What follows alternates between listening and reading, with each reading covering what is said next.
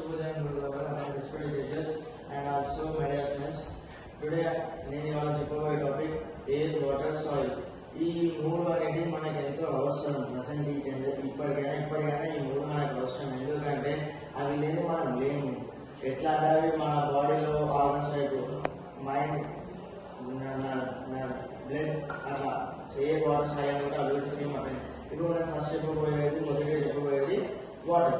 Water అనేది చాలా important మన లైఫ్ రూల్ చేస్తుంది. మన లైఫ్లో మనం పుట్టినప్పటి లాస్ట్ మన చివరి వరకు కరెక్ట్ వాటర్ ఉంటేనే మనం సర్వైవ్ అవుతాం.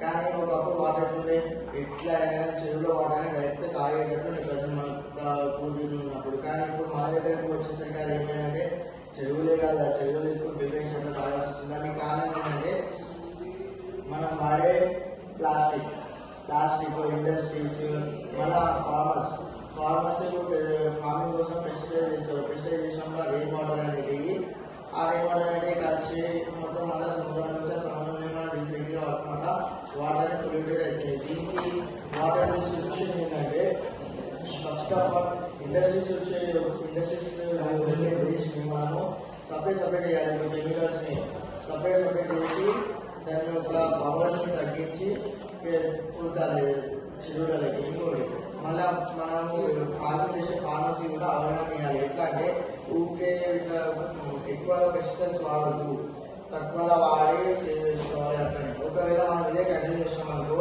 ఇంకోటి ఇట్లా వాటర్ కాలుష్యం కానీ బోర్స్ వేసి మొత్తం వేస్ట్ చేస్తూ ఉన్నాం వాటర్.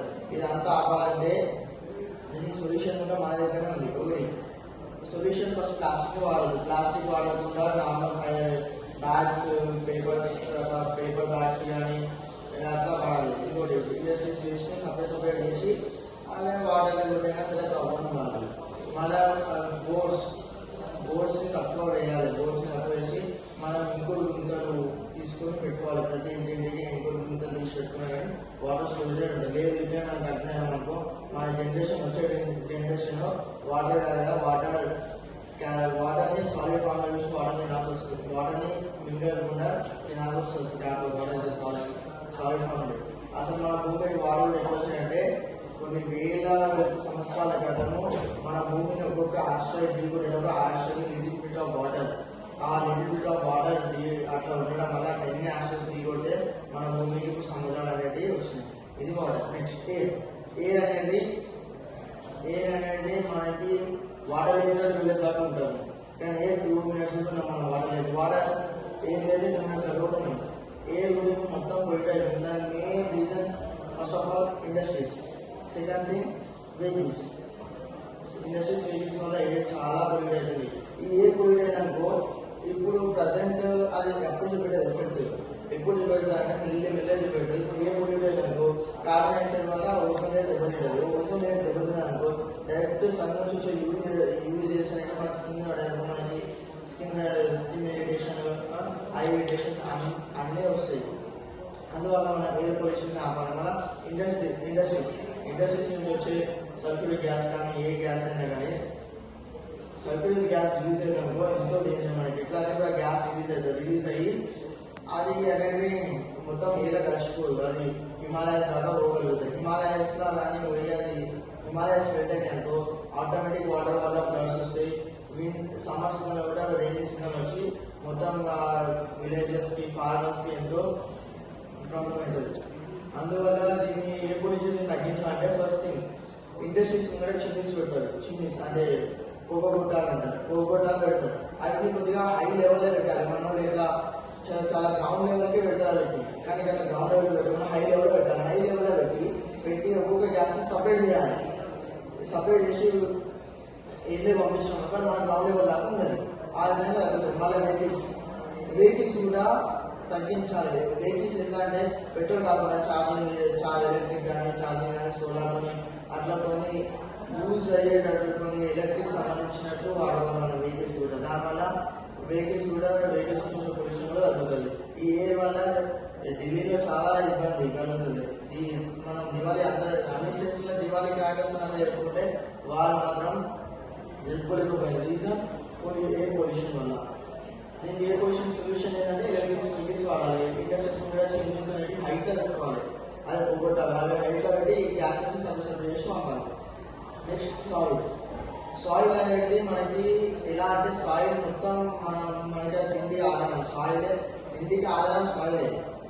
కాబట్టి మనం సాయిల్ కూడా సాయిల్ యొక్క ఫర్టిలిటీ అంటే భూస్వాలం, సాయిల్ యొక్క భూస్వాలం కూడా మొత్తం కూడా మనం తీసేస్తున్నాం. అంటే ఫస్ట్ లేదు సాయిల్ యొక్క ఫర్టిలిటీ కూడా. ఎందుకంటే దాని రీజన్ ఏంటంటే ఫార్మర్స్ ప్రాఫిట్ కోసం ఆలోచించి ఇప్పుడు వేసిన పంటనే వేస్తున్నారు, అట్లా సాయిల్ ఫర్టిలిటీ పోతున్నారు. అట్లనే వాళ్ళు వాడే పెస్టిసైడ్స్, కెమికల్స్, వాటి వల్ల పురుగుల కోసం వాడుతున్నారు. కానీ అది పురుగులు కాదు, మనకి ఎఫెక్ట్ అవుతుంది. పురుగులకు ఏమవుతుంది, మనకి మంచి ఎఫెక్ట్ అవుతుంది. అందువల్ల ఆ పెస్టిసైడ్స్, ఆ కెమికల్స్ ఫార్మర్స్ వాడదు. మన పంట ఎట్లా పండించాలి అనే క్వశ్చన్ వస్తుంది. దానికి మన పూర్వీకులు ఎట్లా ఆవు పేడలు ఇంకా రకరకాలుగా ఇప్పుడు ఫస్ట్ చెరుకు వేసినట్టు, తర్వాత చెరుకు కాకుండా వేరే పంట వేసినట్టు అందులో ఉండే పురుగులు కూడా ఈ పంటకి తినగా వెళ్ళి చనిపోతాయి. అట్లా ఇట్లా మెథడ్ వాడి కెమికల్స్ మనం తక్కువ చేసుకోవాలి. తక్కువ చేసుకున్నాం సాయిల్ ఫర్టిలిటీ కూడా మంచిగా ఉంటుంది.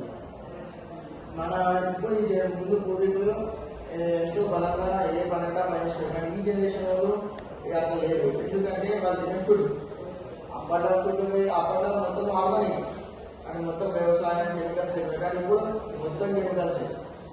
అందువల్ల మొత్తం అట్లా దీనికి సొల్యూషన్ ఏంటంటే సేమ్ పూర్వీకులు వాడినట్టు మనం వాడాలి. ఆవు పేడ చేసుకోవాలి. మళ్ళీ మనం సాయిల్ యూస్ చేసుకోవాలి. మనం పండించే భూమిలో ఏ పంట అయితే మంచిగా పండుతుందో అదే పండించుకోవాలి. అది కాకుండా నేను అందరి విషయాలు నేను చేస్తా ఉంటుంది, కొద్దిగా డిఫరెంట్గా ఆలోచించాలి. మనం అట్లా చేస్తే మనం సాయిల్ పొల్యూషన్ కూడా తగ్గించవచ్చు. ప్లాస్టిక్ కూడా మనం యూస్ సర్వే చేయాలి. మొత్తం ఓవరాల్గా నేను చెప్పేది ఏంటిదంటే ఈ ఎయిర్, వాటర్, సాయిల్ ఈ మూడు మనకి మెజర్ లాంటివి. మనం వాటికి ఏం చేస్తామో తిరిగే మనకు అవే పంపిస్తాయి. ఇప్పుడు మనం వాటిని మంచిగా కాపాడుకున్నామనుకో ఫ్యూచర్ మన జనరేషన్లో కూడా పంపిస్తాయి. లేదు ఇప్పుడే మనం వాటిని మొత్తం నాశనం చేస్తామనుకో అవి మన వెంట నాశనం చేస్తాయి. అందుకే భగవద్గీత శ్రీకృష్ణుడు అన్నాడు ఒక సిచ్యువేషన్లో, నేచర్ని మనం ఎట్లయితే కాపాడుకుంటామో, ఎట్లయితే ప్రేమిస్తామో ఆ భగవంతుడు కూడా మనతో అట్లనే మనల్ని కాబట్టి అట్లనే ప్రేమిస్తాడని చెప్పింది. సో ఇది ఈ అవకాశం ఇచ్చినందుకు ఇస్కాన్ ఫౌండేషన్